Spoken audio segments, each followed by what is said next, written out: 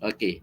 Sekarang baru pergilah kepada tujuan kita berjumpa pada pagi ini, iaitu berkaitan dengan pemakaian pangkat-pangkat bagi pegawai-pegawai KRS dan juga TKRS.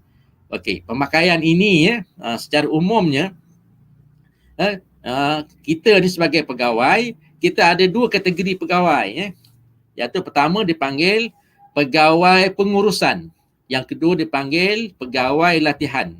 Pegawai pengurusan adalah pegawai yang berjawatan di sekolah, bermula daripada guru kanan mata pelajaran, penolong kanan, pengetua ataupun guru besar, dan PPD, JPN dan kementerian. Yang kedua adalah pegawai latihan. Pegawai pengurusan ini dia tidak terlibat langsung dalam melaksanakan aktiviti kepada anggota-anggota KRS dan TKRS. Sebaliknya, pegawai latihan dia adalah pegawai yang terlibat secara langsung dengan kadet. Namun di peringkat lapangan ada pegawai pengurusan kita yang asalnya datang daripada pegawai latihan. Contohnya sahabat-sahabat saya contohnya Lieutenant Major KRS Encik Wahi bin Abdul Samad. Dia adalah seorang pegawai latihan dengan berpangkat major dan sekarang dia menjawat jawatan sebagai penolong kanan hal ehwal murid, dan dia boleh pakai dengan pangkat pegawai pengurusan dan juga pegawai latihan. Kalau dia ada pangkat yang tertinggi, dia kena pakai yang tertinggi dalam baju dia. Begitu. Okey, itu kena tahu. Okey, kita pergi untuk diri kita kepada slide yang seterusnya. Okey. Secara umumnya bagi cikgu-cikgu cikgu, sahabat-sahabat saya semua yang berada di seluruh Malaysia bahawa bila kita menjadi seorang pegawai kadet, maka kita ada beberapa uniform yang kita kena pakai mengikut keperluannya. Yang pertama yang dipanggil sebagai baju nombor 1. Baju nombor 1 ataupun dipanggil baju istiadat. Yang ini tak ramai yang ada ni, dan jarang-jarang adanya majlis istiadat.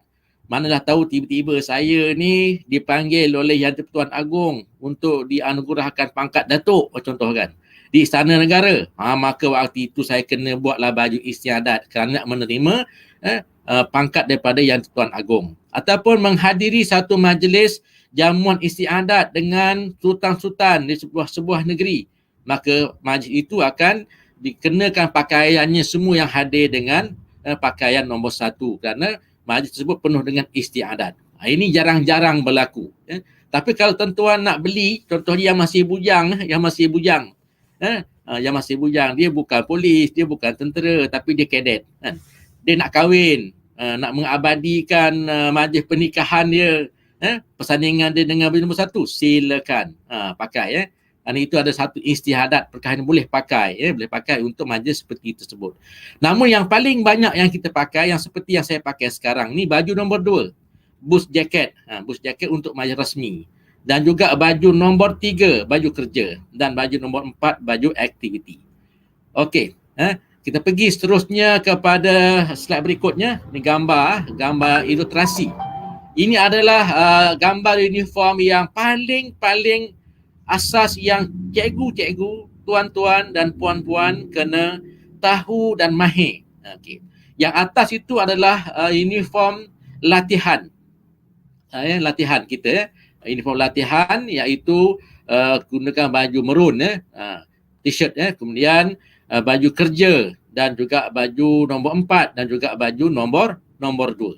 Okey, itu gambar secara umum. Kita tengok satu persatu secara detail. Okey, next slide. Okey, ini adalah pakaian latihan bagi pegawai. Okey.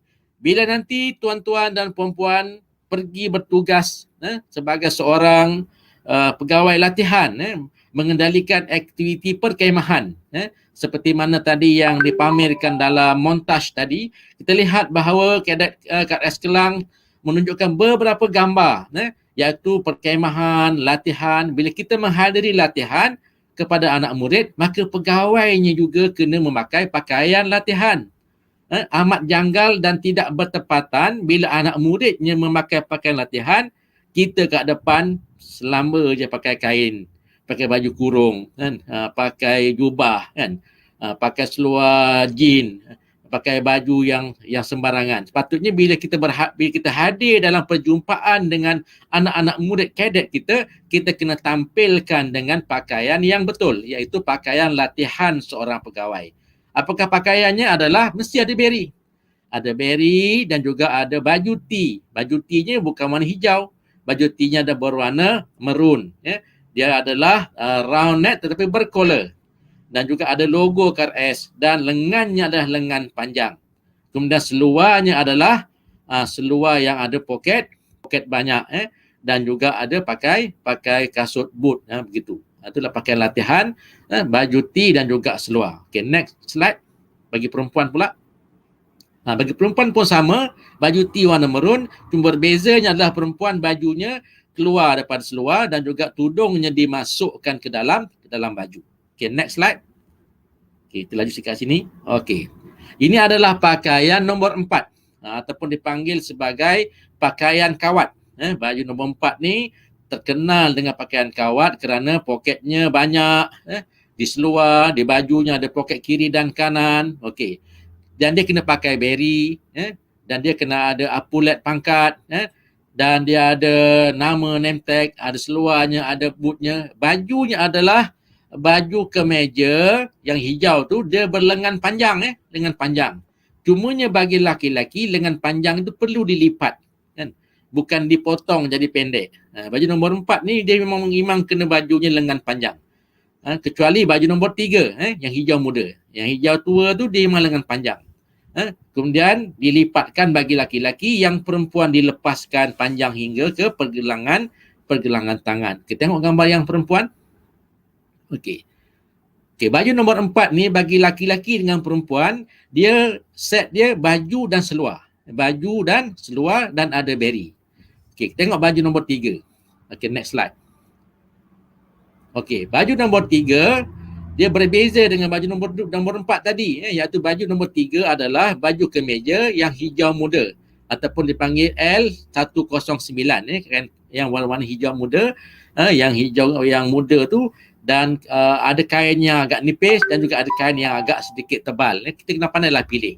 Ada lanyardnya, ada beri, cuma seluarnya bukan seluar yang banyak poket. Seluar slack kain licin, yang ini boleh pakai dengan kasut potong yang berwarna hitam. Sekiranya kita menghadiri kursus macam hari ini, kan, sekiranya kita anjurkan kursus ini secara bersemuka. Katakan di sebuah dewan atau di hotel terkemuka, kita hadir di dewannya, mendengar ceramah ataupun taklimat, maka sewajarnya kita boleh pakai baju nombor 3 ini, kerana baju ini panggil baju kerja untuk menghadiri mesyuarat, taklimat dan juga menghadiri perbengkelan. Okey, next slide. Tengok bagi perempuan dia ada pilihan sama ada pakai seluar ataupun pakai kain. Okey. Baju nombor 4 tak ada. Baju nombor 4 sama ada laki-laki atau perempuan, dia kena pakai seluar. Sebab itu adalah pakaian resmi di lapangan, ketika kawat dan seumpama. Yang ini pakaian kerja. Bagi perempuan boleh pilih sama ada nak pakai seluar, slack ataupun kain yang licin yang berwarna hijau. Bajunya sama, berinya sama, tudungnya sama yang berwarna hijau, sherwood dark green. Okey, yang ini kalau tuan-tuan nak rujuk dalam buku panduan kita sangat jelas. Cuma kita je yang tidak memahaminya dengan baik. Okey, next slide. Okey, yang ini adalah baju nombor 2, bush jacket, yang seperti yang saya pakai sekarang. Dan pengetua tadi pakai dan pegawai PPD pakai tadi. Bush jacket ni adalah baju rasmi. Baju rasmi ni dia rasmi yang seperti majlis penutupan, majlis pelancaran, sama ada di luar dewan atau dalam dewan. Dia bukan di lapangan. Kalau di lapangan, contohnya nak rasmikan satu majlis dalam hutan, kena pakai baju nombor 4. Baju nombor 4 juga dikenali sebagai baju rasmi. Okay, baju nombor 2 ini adalah bajunya dikenakan dengan pig cap. Dengan pig cap. Walaupun sebagai pegawai latihan, tidak salah untuk memakainya dengan menggunakan beri. Bush jacket ni harganya agak lebih mahal, dan bila dipakai, dia punya penampilan diri kita tu ternampak ganteng. Saya ingat lagi lah waktu hari pertama saya memakai baju nombor 2 ni di sekolah tahun 1998 saya pakai baju nombor 2 di sekolah. Saya datang sekolah tu pada satu hari co-curriculum, saya pakai, terbeliak biji mata budak-budak kan. Lepas pada tu ramai yang terus nak beli uniform. Bila tengok cikgunya pakai dengan segak, walaupun badan saya hanya double XL tapi tetap segak lah, tetap segak kan. Maka pakai yang ini akan memberikan impak kepada anak murid kita. Kalau kita nakkan anak murid kita pakai, kita kena pakai. Tapi cumanya ongkosnya lah ongkosnya agak sedikit keras harga dia. Tapi kerana tanggungjawab, cinta kita dengan tugas ini, maka kita laksanakan dengan hati yang ikhlas. Saya sampai sekarang ni dah 6 set dah baju nombor 2 ni. Walaupun badan saya tak berubah saiznya. Okay, next slide. Next slide. Okay, ini yang bagi perempuan. Bagi perempuan juga baju nombor 2 dia boleh disesuaikan juga dengan seluar seperti yang dipakai oleh puan pengetua tadi. Kan? Okey, yang ni boleh lihat satu persatu ya. Baju nombor 4 kain hijau, tudung hijau dengan pakai bowler hat bagi orang perempuan. Dia punya design dia adalah baju ni dalam bentuk bush jacket dan sedikit pinggang. Okey, seterusnya kita pergi kepada next slide. Okey, yang ini adalah pakaian istiadat. Yang saya sebutkan tadi ya. Bajunya putih, seluarnya hijau berbelang lain kuning. Yang ini kita ada beberapa orang pegawai kita yang pernah pakai. Saya akan kongsikan gambar sebentar lagi. Okey. Yang ini kalau tuan-tuan berminat, terutamanya yang nak jadikan koleksi, bolehlah buat. Mungkin nanti bila nak bersara, pakailah baju nombor istiadat. Mungkin nak kahwin, boleh pakai baju istiadat. Terima pangkat, datuk dan sebagainya, pakai baju istiadat. Dan boleh juga anjurkan majlis makan istiadat di peringkat negeri masing-masing, maka pegawai-pegawai berkesempatan untuk memakai baju istiadat. Okey. Berbeza kat sini ada dia punya lanyard dia. Lanyard dia tak sama dengan yang biasa kita pakai ni dari namanya, iaitu lanyard dia adalah bernama Egolet. Begitu Dan dia di kepalanya dia tak pakai beri, dia tak pakai pickup, dia pakai songkok songkok je ada line gitu. Okey, next slide kita tengok. Okey, bagi perempuan pun sama, ada pilihan sama ada nak pakai seluar ataupun pakai kain. Baju istiadat ni kalau kita lihat dia sebahagian besar ahli parlimen kita bila persidangan parlimen, perasmian parlimen semuanya pakai baju istiadat. Sama je warnanya putih. Cuma yang berbeza tentang logo, tentang pangkat, tentang yang lain-lain menggambarkan unit yang berbeza. Kita kongsi beberapa gambar untuk slide yang berikutnya. Okey. Okey, tengok slide seterusnya. Ini adalah baju istiadat bagi pakaian pegawai atasan ya. Yang ni jangan pula nanti cikgu-cikgu salah buat Yang ini kalau kita nak buat, pastikan kita seorang ketua pengarah pendidikan Malaysia. Kan? Ataupun kita sebagai seorang menteri Kementerian Pendidikan. Yang ni adalah pakaian rasmi bagi pegawai atasan, pegawai kehormat dan juga pegawai yang lebih tinggi daripada kita. Okey, next yang ni memang tak terlibat dengan kita lah Okey. Itu untuk mereka yang terlibat di peringkat atasan. Okey, next. Okey. Ini contoh bergambar bergambar pegawai-pegawai wanita, ada baju nombor 3, ada baju nombor 2. Okey, next gambar. Tengok next gambar. Itu contoh kan, baju nombor 3 pakai kain kan. Baju nombor 2 pun pakai kain. Tengok tudung dia tuck in dalam baju kan. Itu kalau orang tanya ini tidak memenuhi syariat, kami dah rujuk dah dengan majlis fatwa berdasarkan hukum fiqh, hanya pakaian seperti ini masih lagi menepati hukum syarak. Saya ingat lagi ketika saya bertemu dengan almarhum Ustaz Ishak Barum, dan saya berjumpa juga dengan bekas Mufti Selangor Ustaz Tamyiz, saya tunjukkan gambar ni, dia kata masih lagi menepati hukum syarak. Jadi tak berdosa lah memakainya. Sebab ada orang IQ, walaupun mungkin ada beberapa atau orang pendapat yang berbeza, kita pakai pendapat yang telah dibenarkan oleh pihak mufti. Okey, next gambar. Next gambar. Tu pakaian istiadat Ini yang berbaju istiadat tu adalah Datuk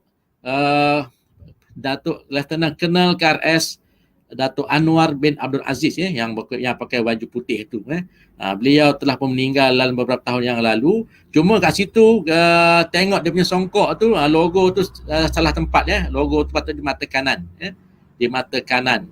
Cuma kat situ dia punya sedikit kesilapan masa buat songkok. Dia pun tahu Masa tu dia dapat anugerah Datuk daripada Agong, last minute nak cek songkok tak jumpa, pakai yang tu yang ada tu.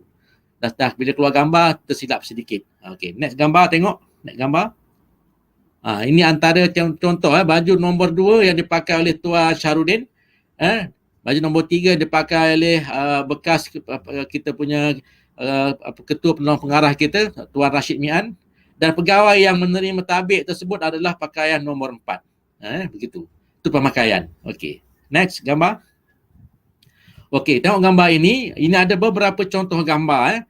Okey, tengok ketiga PCAP ini. Ada PCAP yang ada line merah, ada PCAP yang bunganya 1 dan ada PCAP yang bunganya adalah 2. Okey, next gambar. Okey, PCAP ini kalau kita lihat ya dipakai oleh mereka yang berbeza. Jangan nanti cikgu-cikgu beli PCAP untuk pakai sendiri ya. Kalau kita di peringkat sekolah macam saya, meja ke bawah kita pakailah yang pertama tu, yang kosong tu ya. Kecuali dah peringkat atasan barulah kita pakai. Okey. Next slide. Waalaikumsalam Tuan Anwar daripada Kulim Bandar Baru.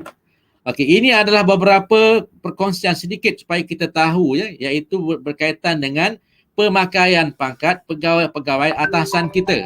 Ini tujuannya adalah apabila kita sebagai guru di peringkat bawahan ditugaskan untuk menjadi jawatankuasa pelaksana di peringkat daerah, negeri dan kebangsaan bila melibatkan pegawai-pegawai atasan. Apakah pangkat yang sewajarnya mereka pakai? Sebagai pengetahuan umum, yang pertama, tengok kat situ nombor 1 yang dipakai oleh Duli Yang Maha Mulia Seri Paduka Baginda Yang di-Pertuan Agong.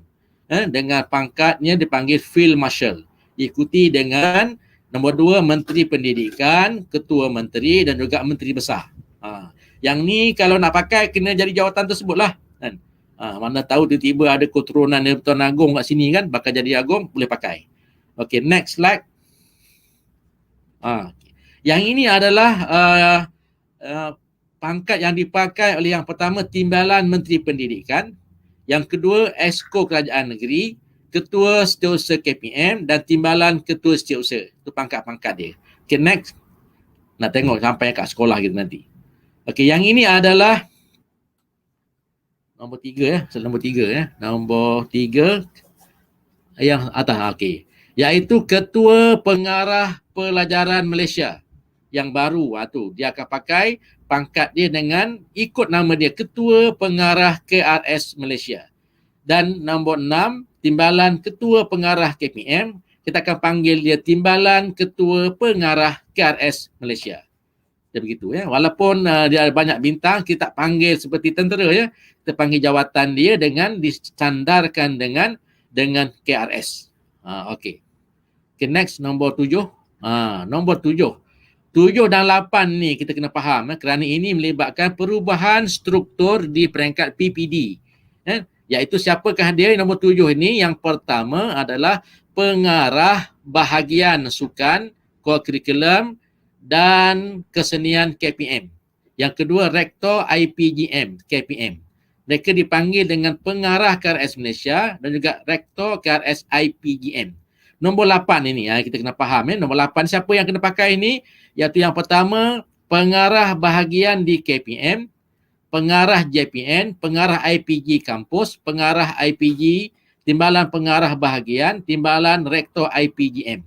Maka kita panggil dia dengan nama jawatan dia disandarkan dengan KRS di hujungnya. Kita tengok yang nombor 9.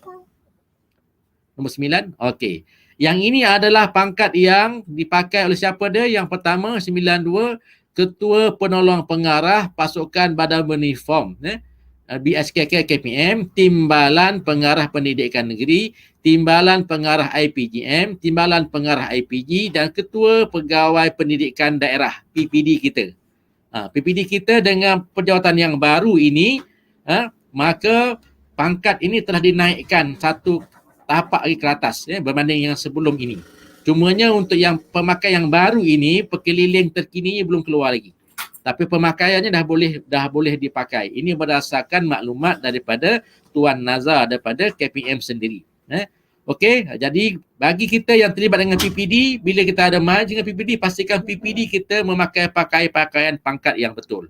Kita tengok yang nombor 10 ini, ramai yang di PPD kita ya. Iaitu yang pertama adalah Ketua Penolong Pengarah Kanan dan Ketua Penolong Pengarah Bahagian di KPM, Ketua Penolong Pengarah Kanan, Ketua Penolong Pengarah di JPN, Ketua Penolong Pengarah IPG, Penolong Pengarah Pasukan Badan Uniform KPM, dan Penolong Pengarah di IPG, dan Timbalan Ketua Pegawai Pendidikan.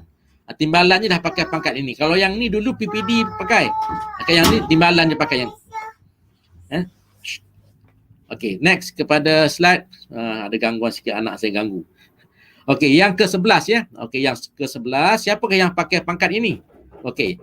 Sebelah ada penolong pengarah bahagian di KPM, penolong pengarah di JPN, penolong pengarah IPG kampus, penolong pengarah pendidikan daerah, dan juga pengetua dan guru besar. Okey. Di PPD kalau dia jawatannya penolong pengarah kan ramai kan? Semuanya pakai pangkat yang sama. Tetapi dipanggil sebagai penolong pegawai pendidikan KRS daerah. Bagi pengetua dan guru besar, kita panggil dia komandan KRS dan juga komandan TKRS sekolah yang berkenaan. Dan kita kena ingat, ada juga di kalangan pegawai latihan di kalangan kita. Semua orang boleh sampai ke tahap ini, iaitu pegawai yang layak, yang telah berkhidmat dengan lama, berketerampilan, sumbangan yang besar, dan dia boleh diberikan pangkat ini dengan panggilan pangkatnya Lieutenant Colonel. Siapakah dia? Iaitu panel KRS Kebangsaan, Sekretari KRS Kebangsaan, Pegawai Takbir KRS Negeri, Sekretari KRS IPG, dan untuk memakai pangkat ini dia perlu ditauliahkan oleh KPM.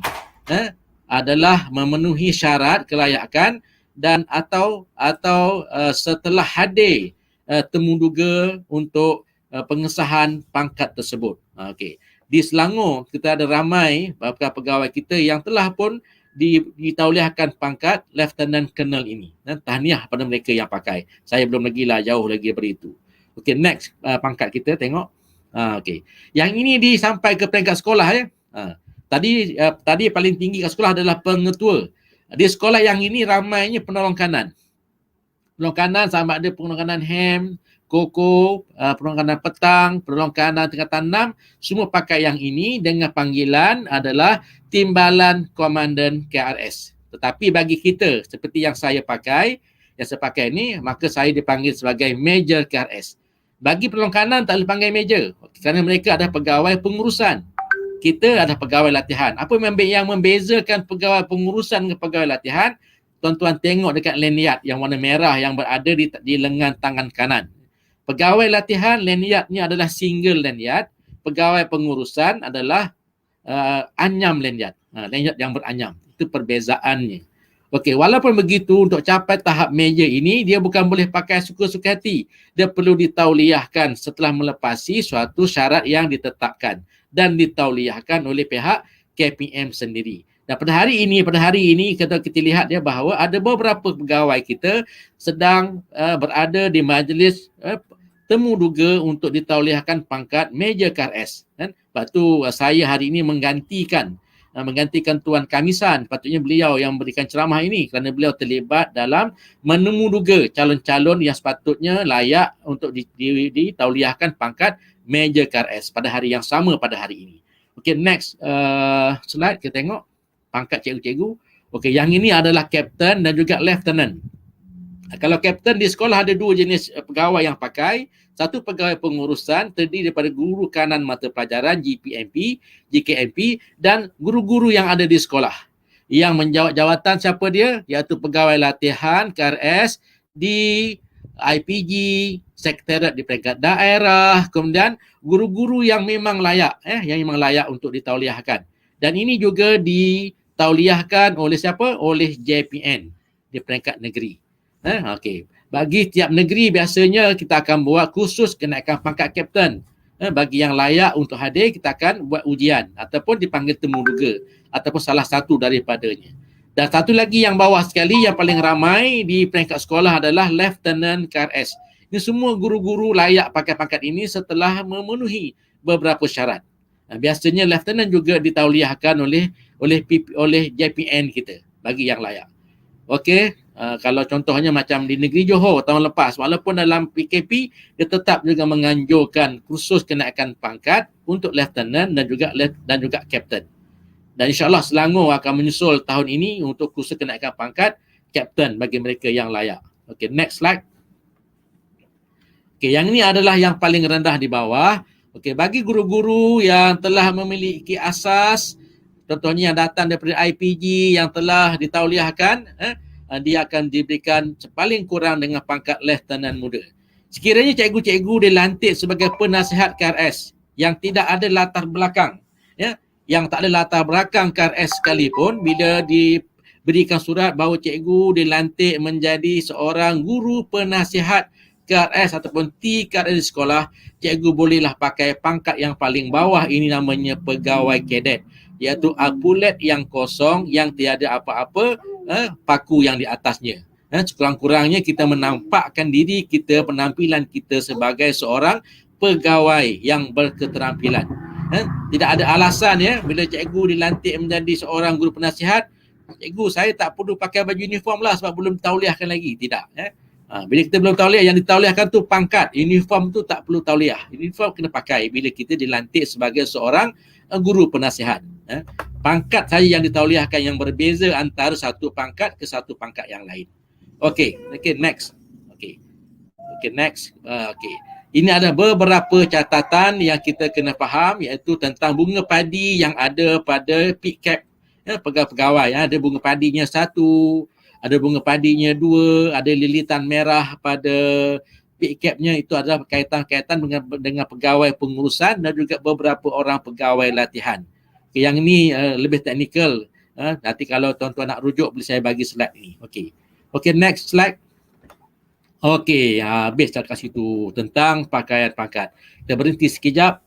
Okey, kita akan sambung berkaitan dengan etika ketika beruniform. Kan jam dah pukul 10.50. Okey, yang ini adalah sangat penting bila kita memakai uniform, kita kena ada etika. Okey, bila kita beruniform, pertama sekali kita kena ada etika yang dijaga. Di mana Pertama, apabila kita berada di majlis rasmi. Kemudian yang kedua, bila kita berada di tempat awam. Yang ketiga, bila berada di medan latihan. Yang keempat, ketika kita menghadiri kursus. Dan yang kelima, ketika kita menghadiri mesyuarat. Apakah etika yang perlu kita ada, yang perlu kita buat? Okey, etika yang pertama, bila kita beruniform. Bila kita beruniform, maka yang pertama, kita memberi hormat kepada pegawai atasan. Contoh, saya berpangkat Major KRS. Saya jumpa dengan PPD yang pangkatnya lebih tinggi daripada saya, takkan saya jumpa dia, Assalamualaikum, macam tu. Salah lah. Jumpa dia, kena tabik dulu. Berdiri depan dia, saya kena tabik. Tabik, Assalamualaikum puan, Assalamualaikum tuan. Macam tu. Kerana kita beruniform, dia pun beruniform. Maka kita kena memberikan hormat kepada pegawai atasan. Kalaupun salah seorangnya beruniform, contohnya saya beruniform, maka saya yang kena tabik. Pegawai yang tak beruniform tak perlu balas tabik. Sekiranya pegawai kita itu dia beruniform, saya tak beruniform, kita hanya hormat dia dan tak perlulah tabik tanpa uniform. Begitu. Okay, kemudian memberi dan membalas. Bila kita dah memberi hormat, kita memberi tabik, dan kalau ada orang tabik dengan kita, kita kena balas. Sebagai contoh, ini saya nak kongsikan pengalaman saya. Kami menghadiri satu mesyuarat di peringkat negeri, iaitu mesyuarat Sekretariat KRS Negeri Selangor. Kebetulan pada masa yang sama ada mesyuarat IPK Negeri Selangor, ketua-ketua polis di sebuah tempat yang sama. Kami bilik sebelah, dia bilik kat sebelah. Okey. Ketika kami sedang sampai di kawasan parking kereta, saya nampak ramai pegawai polis berada di kawasan parking kereta. Saya tak tahu ni ada program apa kat sini kan. Okey. Ketika saya datang ke bilik mesyuarat tersebut, di laluan tersebut ada beberapa orang pegawai polis yang berpangkat sarjan, ada yang korporal, yang jaga laluan kerana dia menunggu tetamu-tetamu dia. Bila dia nampak saya lalu kat situ dengan berpakaian uniform dengan pangkat meja, maka mereka tabik dengan saya. Bila mereka tabik dengan saya, takkan kita nak senyum-senyum je kan. Orang dah tabik, dan kita beruniform, kita kena membalas tabik. memberikan hormat, membalas hormat itu dengan betul. Yang ini cikgu-cikgu, pegawai-pegawai kita di peringkat sekolah kena berlatih depan cermin ya, tabik betul-betul. Macam mana tabik seorang anggota KRS kan. Jangan tabik kita salah ya. Tabik dengan betul. Okey, kita tabik dengan betul. Bila orang tabik, kita balas tabiknya. Okey. Kemudian tidak menggunakan sebarang bahasa yang kesat ketika kita beruniform. Kemudian ketika beruniform sebaik-baiknya tidak merokok ketika kita memakai uniform. Kemudian tidak berambut panjang. Pakai uniform, pakai beri, rambutnya panjang. Memang tak cantik. Dia beruniform, macam saya hari ini, semalam janggut saya panjang. Kan? Tapi hari ini kan saya nak tampilkan diri saya dalam majlis rasmi seperti ini, saya kena potong janggut saya. Pastikan janggut ni tidak panjang. Kan? Okay. Rambut pun tidak panjang. Kan? Okey. Rambut yang pendek. Sebaik-baiknya kalau kita beruniform, rambut kita paling kurang pun nombor 3 lah. Dan tidak menggunakan jari telunjuk ketika kita berbicara ketika beruniform. Sebaik-baiknya gunakan ibu jari. Gunakan tunjuk ibu jari kita ke depan macam tu. Bukan gunakan jari telunjuk. Okey. Kemudian bila kita makan di tempat awam, makan di tempat awam, kita kena berhati-hati ya. Iaitu ketika kita makan tempat awam, kita tak boleh beruniform. Kita kena tanggalkan beri kita, kena buka uniform kita. Tempat awam. Kalau nak makan tempat awam, pastikan tempat tersebut yang bertutup, bercermin. Ya. Contohnya kalau restoran tu ada satu bilik khas. Nak pakai uniform, dalam tu boleh makan dengan uniform. Kalau kita makan dekat warung, kita kena buka uniform kita ni, gantung dalam kereta. Ya. Pastikan beri kita dibuka. Kalau kita menghadiri majlis rasmi, ketika kita makan di meja jamuan yang disediakan, pastikan menanggalkan beri kita ataupun piket kita ketika kita nak makan. Dan tidak menaiki bas ya. Tidak menaiki bas ketika kita beruniform. Kalau anda beruniform, pastikan tidak memakai full uniform ni pergi ke tempat awam ya.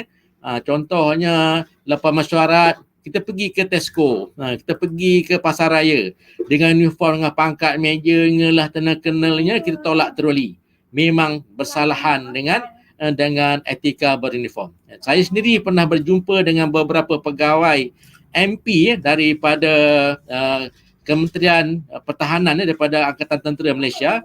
Dia jumpa kita, dia kenal kita. Dia kata, "Syekh, ini kenapa ramai cikgu-cikgu ni kan, dia pakai uniform, lepas tu dia bertebaran di tempat awam, pergi pasar pilih ikan, pergi pasar pilih sayur."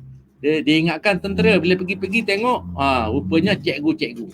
Kalau bagi pasukan tentera, memang kita akan nampak pegawai-pegawai yang berpangkat lieutenant muda ke atas ni memakai uniform di tempat awam. Naik bas, makan cendol, singgah minum air kelapa muda, beli pasar. Lepas tu selalunya mereka akan membukakan uniformnya, gantung dalam kereta, ataupun kita tutupkan uniform kita dengan jaket supaya tak nampak uniform kita dan juga pangkat-pangkat yang kita pakai.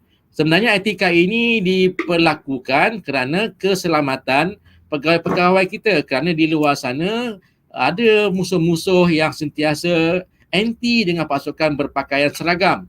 Maka oleh itu pegawai-pegawai memang dinasihatkan supaya tidak berada di tempat awam dengan pangkat-pangkat. Kita bimbang mereka tak kenal KRS. Mereka cari meja daripada pasukan ranger yang memang mereka cari. Dia tengok jumpa saya kan. Lala kena satu das penembak, mampu saya kat situ kan. Maka kita kena berhati-hati. Kemudian tidak menaiki bas awam, kemudian tidak menggunakan kemudahan awam dengan secara ni, kita kena jaga betul-betul. Dan akhir sekali, kena sentiasa kemas. Kalau kita berjambang, pastikan jambang kita itu dirapikan dengan baik-baik. Dalam KRS, kita tiada halangan ya bagi anggota nak pakai janggut, nak pakai jambang. Berbeza dengan Angkatan Tentera Malaysia. Tentera Malaysia, mereka tak benarkan pakai janggut. Maka oleh itu, kita pakailah janggut, tapi pastikan janggut kita itu dipotong dengan rapi. Kalau pakai jambang tu, jambang kita secantik seperti Habib Zainal Abidin. Handsome gambar dia kan. Okey, tengok next slide ya. Okey, etika ketika beruniform. Okey, apakah sikap dan peribadi kita ketika beruniform? Pertama sekali, kita kena berdisiplin. Disiplin maksudnya, bila kita nak beruniform, pastikan kita lebih awal sediakan uniform kita. Pastikan uniform kita tu dipakai dengan betul, digosok dengan cantik.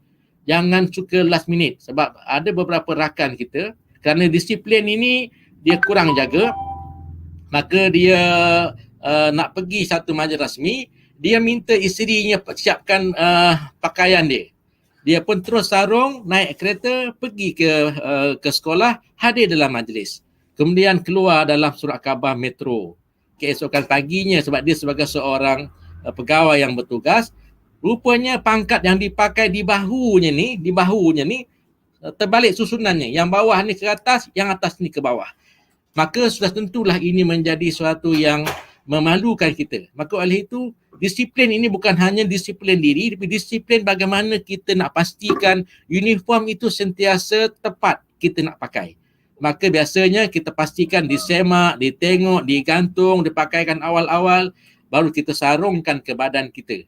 Itu disiplin. Tegas, tanggungjawab, gigih, jujur, adil. Ini semua sifat-sifat mulia yang murni, yang wajar dimiliki oleh seorang anggota ataupun pegawai-pegawai KRS. Jika kita ada yang ini, maka anak murid kita akan melihat, pegawai-pegawai KRS ni memang seorang yang agak tegas. Bila uniform tengok, dia sentiasa pakai. Maka bila kita berada di sekolah, berada di lapangan, kita menunjukkan disiplin yang tinggi tentang beruniform, maka itu telah menjadi impak yang baik kepada disiplin diri kita dan juga anak-anak murid kita. Okay, next slide kita tengok. Okay, next slide. Okay. Penampilan diri. Okay. Bila penampilan diri tadi saya sebutkan tadi, bahagian muka. Pastikan muka kita ni dicukur rapi. Misai dan janggut didandam rapi. Bulu hidung dipotong dengan sebaik-baiknya. Jangan sampai kita beruniform, bulu hidung yang panjang kita biarkan. Gigi kita digosok supaya senyumannya manis, giginya rapi. Dan rambutnya adalah pendek dan nipis. Ini penampilan diri. Janganlah kerana kita ni suka kepada suatu yang tu kita biarkan. Akhirnya dia tidak menepati penampilan kita sebagai seorang pegawai. Lepas tu kalau kita lihat dia pegawai-pegawai tentera, memang dia jaga penampilan ini. Sangat tinggi, sangat tegas, memang sangat baik. Okey. Okey, next kepada slide kita yang seterusnya. Okey, pakaian di kepala. Bila pakai di kepala ni, pakai beri, pakai picap ni hendaklah dipakai dengan betul. Contohnya kedudukan dia punya logo ni, logo kat kepala saya ni. Lencana beri bertentangan dengan mata kanan. Jangan pakai salah kan. Tepi beri itu, dua jari dekat kening atas ni. Tudung sentiasa dimasukkan ke dalam baju. Ini antara etika yang sewajarnya menjadi seorang pegawai yang baik. Kalau kita cincai, maka itu menggambarkan kita cincai dalam pasukan. Lepas tu kalau kita lihat kenapa kewajaran pasukan-pasukan beruniform ini diwujudkan di sekolah-sekolah dan diminta para pelajar diwajibkan mereka menyertai satu daripada unitnya adalah semata-mata nak melahirkan pelajar yang berketerampilan, berdisiplin, kerana pemakaian uniform itu sendiri telah menggambarkan disiplin seorang anggotanya. Kalau kita minta anggota-anggota kita pakai yang baik, maka sudah pasti gurunya terlebih dahulu menunjukkan pemakaiannya yang baik dan juga betul. Okay, next slide. Next slide. Okay. Okay, baju. Okay, bila kita pakai baju, pastikan baju tu dikemaskan, digosok, poketnya dikosongkan. Jangan sampai kita beruniform, kita pakai pula posh kat pinggang, pakai benda-benda yang bukan-bukan. Dia hanya pakai yang dihaskan saja yang berada di badan kita. Jangan kita pakai uniform nombor 2, ada pula handbag yang diselendangkan dekat bahu kita, ataupun pakai tali pinggang yang bukan-bukan, yang warna-warni, kita gantung gitu. Pastikan yang ada di badan kita yang dibenarkan dalam senarai uniform kita. Berlebihan benang-benang dipotong, lencana dan pangkat letak yang betul, lanyardnya kemas, kemudian berinya kalau dah warnanya dah usang, tukarlah yang baru. Itu semua antara disiplin yang perlu kita ada. Lepas tu saya ingat lagi seorang pakcik saya dalam tentera, isterinya mengadu dengan saya. Dia kata, pakcik engkau ni kalau buat uniform, dia sangat kita panggil sangat ambil berat.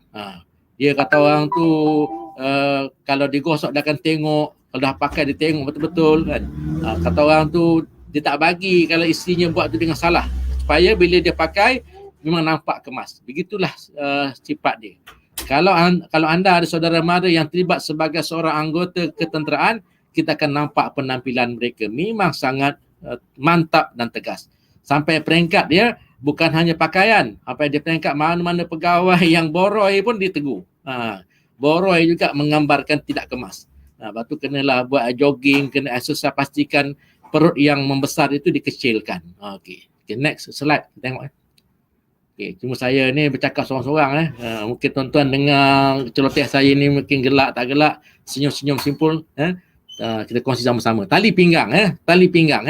Mesti dipakai dengan kemas dan ketat. Walaupun tali pinggang itu di belakang baju tak nampak, pastikan tali pinggang itu ada. Jangan nanti kita pakai tali pinggang, pakai tali rapia je kat dalam. Tak boleh. Kita kena pakai tali pinggang. Pastikan tali pinggang yang betul.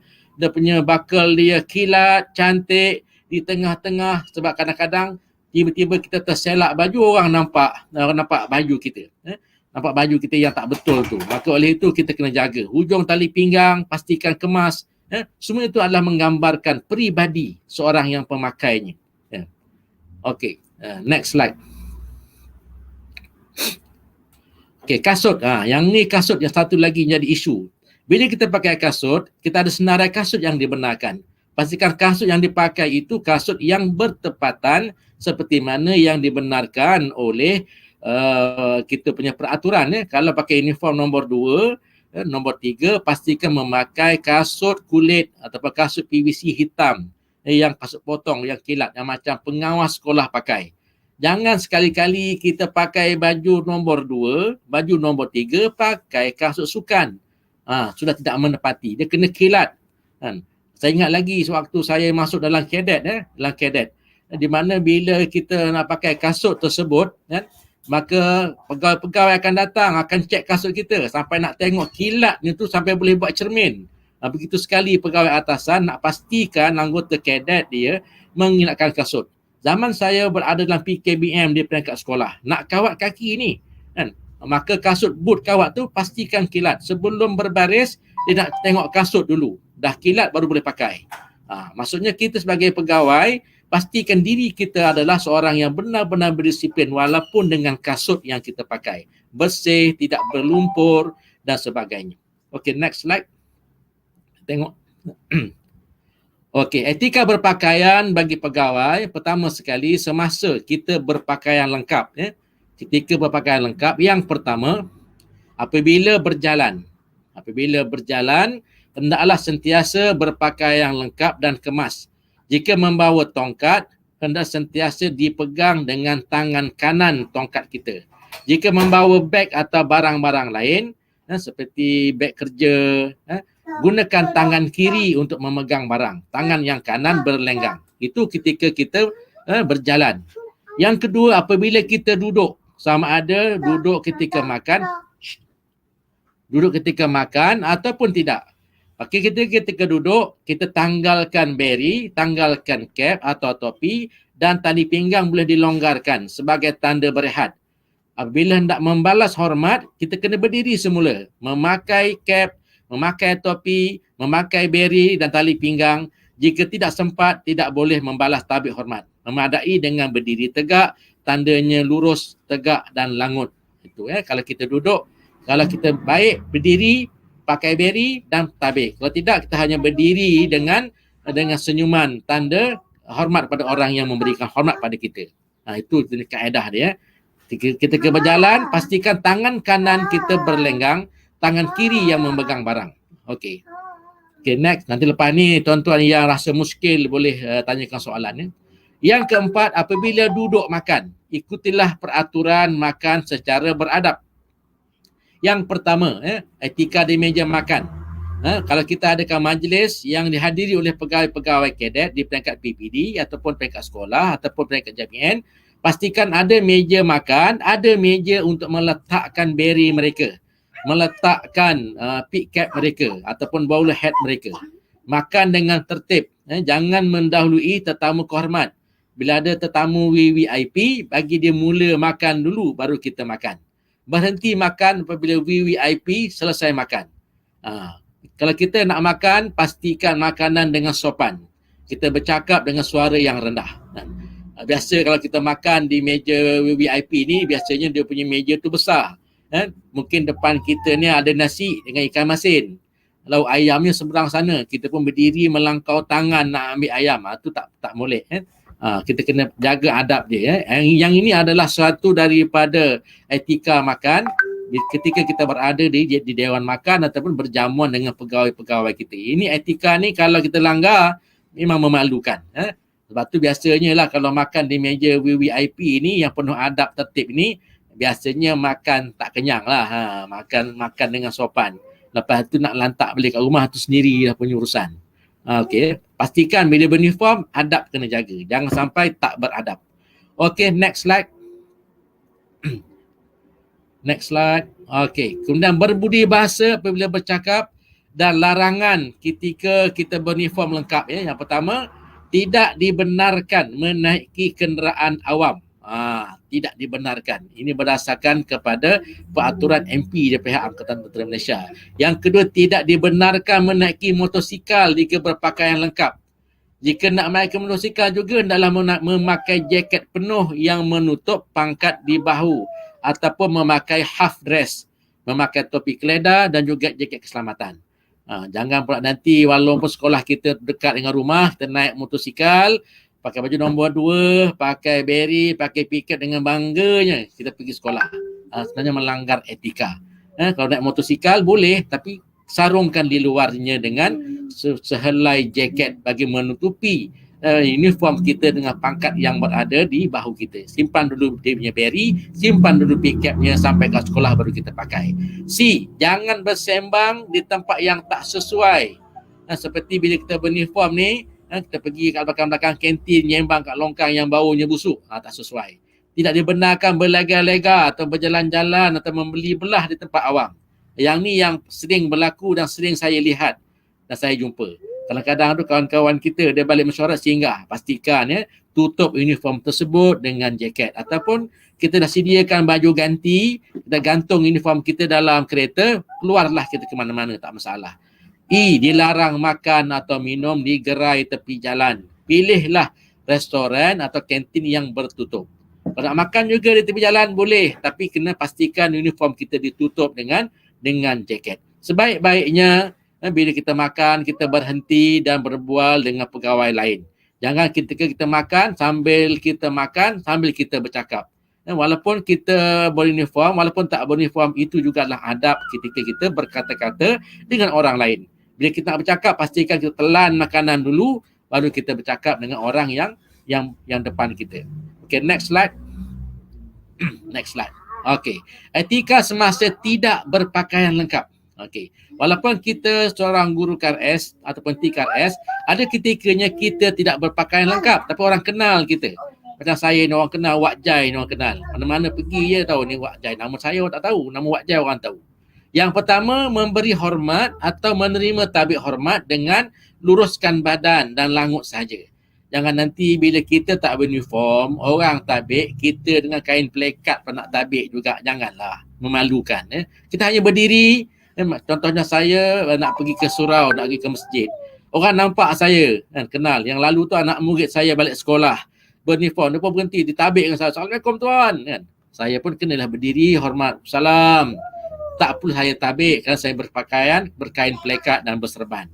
Nombor 2, pakaian yang dibenarkan atau rasmi dalam pasukan. Contohnya kemeja T yang mengandungi lambang pasukan KRS yang selaras atau sama dengan anggota-anggota lain dan bukan kemeja. Ataupun cenderahati atau hadiah yang pelbagai warna dan tulisan. Iaitu apa dia? Ini pakaian yang maksudnya kita tak pakai uniform lengkap tapi uniform lain tapi ada logo kat situ, ada tulisan. Contohnya t-shirt ataupun baju sebagainya. Maka pun kita tak perlu tabik, kita hanya hormat saja. Yang ketiga, etika makan adalah sama sebagaimana etika ketika berpakaian lengkap. Itu antara tanggungjawab etika yang wajar kita hayati sebagai seorang pejabat awam, lebih-lebih lagi sebagai seorang yang terlibat dengan pasukan yang berautoriti dengan nama baiknya seperti KRS yang kita sayangi ini. Okay, next slide. Okey, habis dah tadi tentang etika. Nanti kalau ada yang nak bertanya boleh soal. Boleh soal. Okey, kita pergi kepada tanggungjawab kita. Okey. Bila kita dilantik sebagai seorang pegawai, pertama kita naklah menjadi pemimpin.